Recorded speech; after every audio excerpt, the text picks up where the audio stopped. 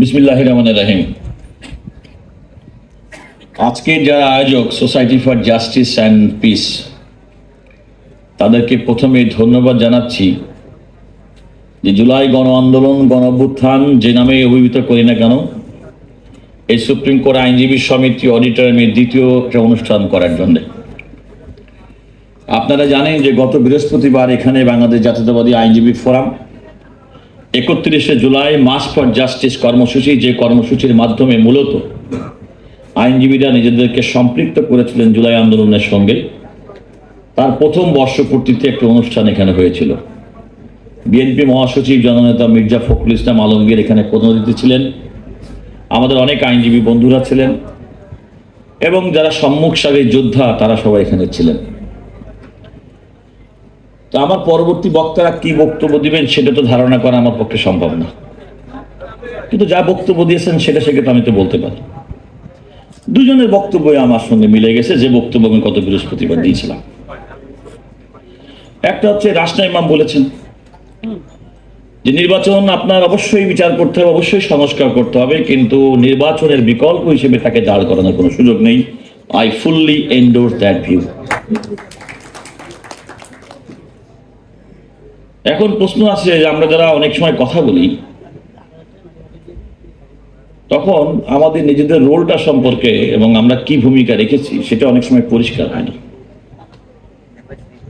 যেমন আমি আমার নিজের কথা বলতে পারি, I was one of the fighters in the street, not only particularly on 31st July 2024, but over the period from the day Sheikh Hasina stepped into power, সেখান থেকে আমার ব্যক্তিগতভাবে আমি এবং আমাদের সংগঠন এবং গোষ্ঠীগতভাবে তার বিরুদ্ধে নিরলস সংগ্রাম করে গেছি।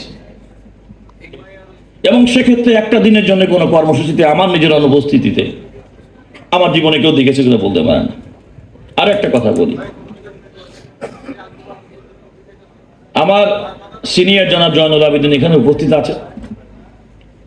আপনি জানেন যে সুপ্রিম কোর্ট আইনজীবী সমিতি নির্বাচনে স্যারের সঙ্গে একই সঙ্গে প্যানেলে সম্পাদক পদে প্রতিদ্বন্দ্বিতা করেছিলাম। তো আমি বিভিন্ন জায়গায় গেলে তরুণ মানুষ সেলফি তুলতাম, ছবি তুলতাম আইনজীবীদের সমাবেশে, চট্টগ্রাম বলেন, কক্সবাজার ভোটের জন্য।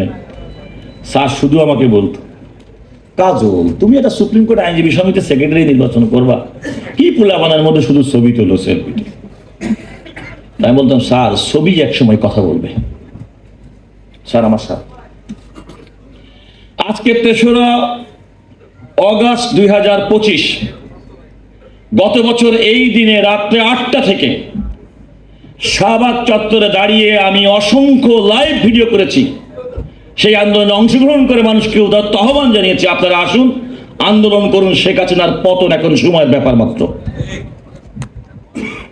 সুতরাং ওই যে বলেছিলাম ছবি ক্যামেরা কথা বলে, আমাদের অনেক বন্ধু অনেক সহকর্মী বক্তৃতা দেওয়ার সময় খুঁজে পায় না কার কি ভূমিকা কখন কে রেখেছে।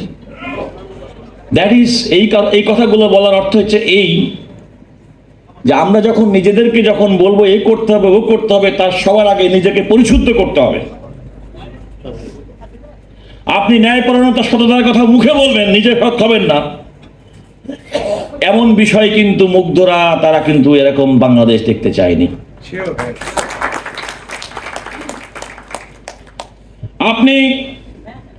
আপনি রাজনৈতিক এজেন্ডা বাস্তবায়ন করবেন শহীদদের বুকের উপর দিয়ে, আবার শহীদদেরকে মর্যাদা দিবেন না, তাদের যে স্বপ্ন বাস্তবায়ন করবেন না।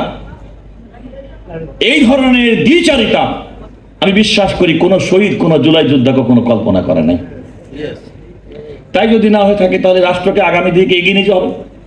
এই রাষ্ট্রের প্রয়োজনে সৎ নেতৃত্ব, এই রাষ্ট্রের প্রয়োজন তাদের স্পিরিটকে যারা ধারণ করে, এবং এই স্পিরিটটাকে এমনভাবে ধারণ করতে হবে বিগত 16 বছর 17 বছর আওয়ামী লীগ যেমন মুক্তিযুদ্ধের চেতনা বিক্রি করছে, ওরকম বড়ি বিক্রি করার মতো না।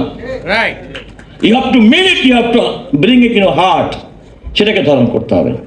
আপনি সোল এজেন্সি নিয়ে আপনি একটা মুক্তিযুদ্ধের, আমরা একটা জুলাই যোদ্ধা, জুলাই কিংবা সংগ্রামের কারণে দেখো ওর একটা স্যাক্রিফাইসটাকে যদি আপনি আপনার নিজের ক্ষুদ্র পলিটিক্যাল পারপাসে ব্যবহার করতে চান, that was the purpose of those sacrifices. No, I am sorry.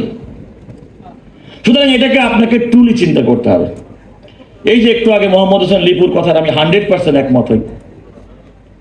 বিশ্বাস করেন আমার জীবনে দুইটা বাংলাদেশের ইতিহাসে আমার বয়সের তুলনায় দুইটা ক্ষেত্রে আমার সম্মুখ থেকে যুদ্ধপথ আন্দোলন করার এবং নেতৃত্ব দেওয়ার সুযোগ পেয়েছি। আমি এরশাদ বিরোধী আন্দোলনে যখন সমস্ত ছাত্র নেতারা, ডাকসু নেতারা যখন গ্রেপ্তার হয়েছে, তখন আমি জসিমুদ্দিন হলের থেকে ফার্স্ট ইয়ারের ছাত্র হিসেবে সমস্ত হলের থেকে মিছিল নিয়ে আন্দোলন করে ঢাকার রাজপথে মিছিল করেছে। এবং সেই মিছিলে আমি আবারও বলি, সেই মিছিলে যেদিন ডাক্তার মিলনকে হত্যা করা হয়, এই প্রেস ক্লাবের সামনে থেকে দুইজন জাতীয় নেতৃবৃন্দ আমার সেই মিছিলে অংশগ্রহণ করেছেন, একজন ডক্টর কামাল হোসেন, একজন ব্যারিস্টার রফিকুল ইসলাম মিয়া।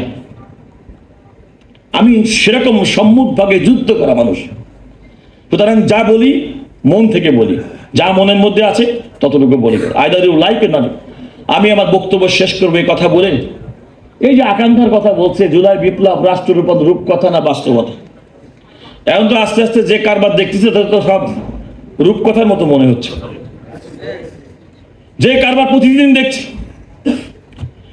এই সমস্ত থেকে মুক্তির একটাই মাত্র উপায়, যারা জুলাই সনদ, জুলাই সমস্ত কিছুকে পুঁজি করে নিজেদের ক্ষুদ্র স্বার্থ, রাজনৈতিক স্বার্থ বাস্তবায়ন করার চেষ্টা করছেন, বাংলাদেশের জনগণের বিরাট অংশ হিসেবে আমি মনে করি আমাদের ক্ষোভ দীর্ঘদিনের আন্দোলনের অন্যতম প্রেরণা ছিল যে আমরা বাংলাদেশের মালিকানা নিজেদের অস্তিত্ব প্রমাণ করতে পারি নাই। জনগণের মালিকানা একমাত্র প্রতিস্থাপিত হয় তার নির্বাচনের মাধ্যমে, ভোটের মাধ্যমে, তার নেতা নির্বাচনের মাধ্যমে। আমি আমার নেতা নির্বাচন করতে চাই, আগামী দিনে রাষ্ট্র পরিচালনার দায়িত্ব তাকে দিতে চাই। সেটাই হচ্ছে আজকে জুলাই আন্দোলনের স্পিরিট আমার কাছে। আপনাদের সবাইকে অসংখ্য ধন্যবাদ।